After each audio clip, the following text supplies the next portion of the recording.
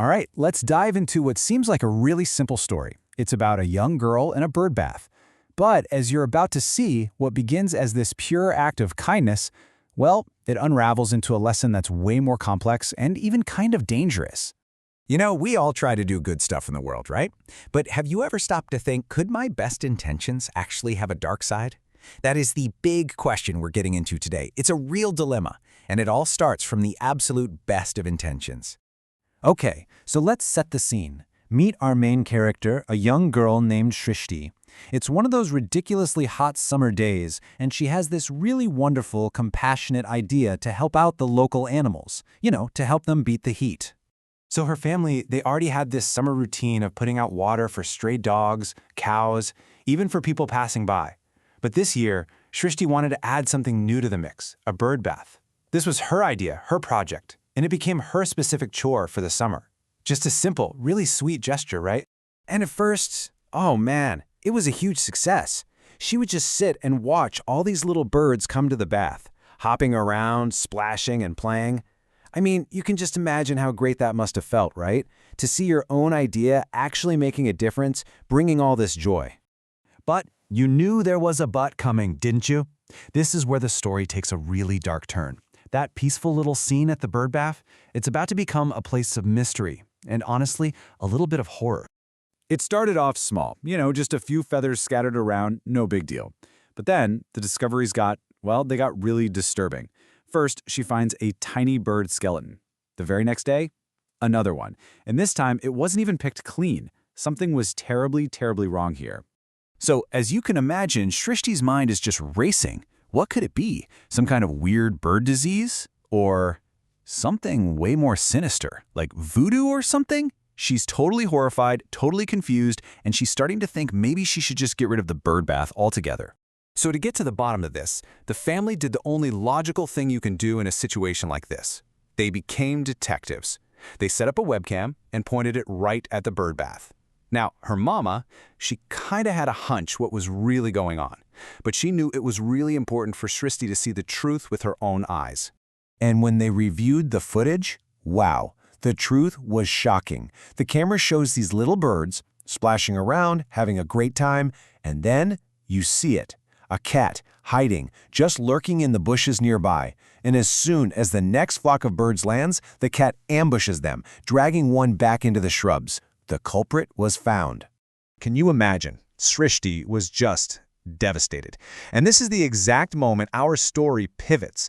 It stops being a simple backyard mystery and turns into this really profound lesson about the real-world impact of our actions, even the ones that come from the absolute best intentions. So as Shrishti's crying, processing that her bird bath was the reason these birds died, her mama says something that just completely flips the script. She says, "Looks like you fed the cat too." Just think about that for a second.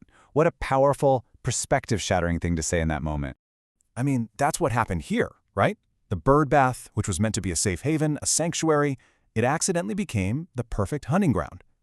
This is a textbook example of an unintended consequence. And this idea, it doesn't just happen in backyards. It scales all the way up to global policy. Think about it. A tax break that's supposed to help the poor ends up benefiting the rich more. It just goes to show you, good intentions are only the very beginning. And Mama really drives this home with a piece of wisdom that applies to, everything. She says, at times when we go to do something good, the outcome might not always be what we expect it to be. And that's such a tough lesson, but it's so important. The world is this incredibly complex system, and everything we do can have these ripple effects that we just don't see coming. And here we get a really crucial look at two different ways of thinking. Shrishti's first reaction, it's totally emotional. It's simple. Get rid of the problem. I'm going to shoot the cat. But her mama pushes her to think bigger, to look at the whole system. She points out that getting rid of just one cat won't fix the real problem. Another one will just show up. See the difference? It's about treating the root cause, not just the symptom. Okay, so this brings us to the final, and I think the most important part of this whole story. The lesson here isn't to just give up on being kind, right? No way. It's about learning to design a smarter kindness, a more thoughtful kindness that actually tries to anticipate the messy complexities of the real world. And you can see the evolution of the idea right here.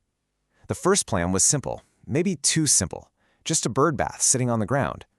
But the new solution? It's systemic. It's holistic. It takes into account every single player in this little ecosystem, the birds, the cat, and what each of them actually needs. So check out their new plan. First off, they hang the bird bath up high, somewhere the cat just can't reach it. Simple, super effective.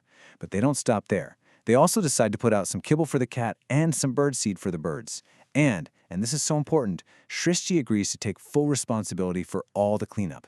She's owning the entire system that she helped create. And this is where we get to Mama's deepest insight of all. She explains that the goal isn't to try and control nature or to make all the animals completely dependent on you.